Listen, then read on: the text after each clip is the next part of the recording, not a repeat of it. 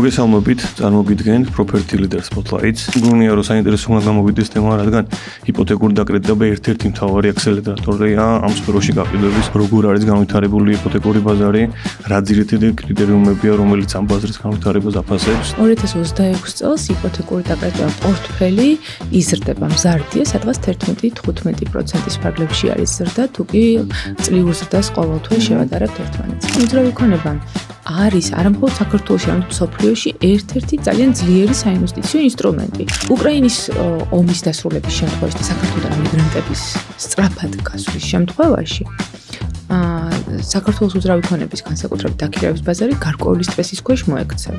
მოთხოვნა საქართველოს უძრავ ქონებაზე ახლო აღმოსავლეთის ომმა გაზარდა.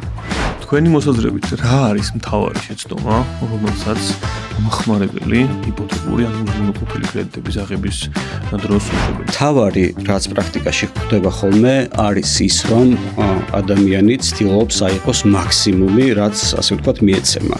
არადა ჩვენ უნდა ვფიქრობდეთ იმაზე, ჩვენი რეალური შესაძლებლობებიდან რამდენის გადახდა შეგვიძლია.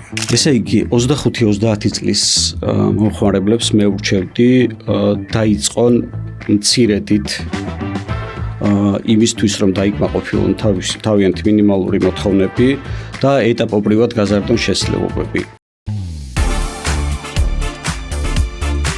პოდკასტის წარმოდგენია Dreamland Oasis Chakwi. Wellness უძრავი ქონების პირველი დეველოპერი საქართველოში. პოდკასტის პარტნიორია შინლუდი.